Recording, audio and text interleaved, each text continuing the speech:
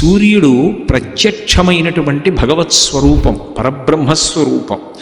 అటువంటి పరబ్రహ్మస్వరూపమైనటువంటి సూర్యనారాయణమూర్తి కన్నుల ముందు ప్రకాశిస్తూ దర్శనమిస్తూ ఉండగా ఏ మూర్తి యొక్క అవసరం లేకుండా, అంటే నా ఉద్దేశ్యం ఇంటి వద్ద ఉన్నప్పుడు అని కాదు, ఏదైనా ఊరు వెళ్ళినప్పుడు దగ్గర భగవన్మూర్తి లేనప్పుడు పూజ చెయ్యవలసి వస్తే సూర్యుణ్ణి దృష్టిలో పెట్టుకుని పూజ చేసేయచ్చు. ఆ పూజ పరిపూర్ణమైపోతుంది. అంత గొప్ప శక్తి ఒక్క సూర్యోపాసన విషయంలో, సూర్యనారాయణమూర్తి యొక్క దర్శనం చేత సూర్య ఆరాధనగా, మూర్తి లేకుండా ఆరాధనని శాస్త్రం అంగీకరించింది. ఎవ్వడు సృజించు ప్రాణుల ఎవ్వడు రక్షించు త్రుంచు ఎవ్వడనంతుండెవ్వడు విభుడెవ్వడు వాడి విధమున మనుచు వినుచు హేలారతుడై అంటారు పోతన గారి భాగవతంలో.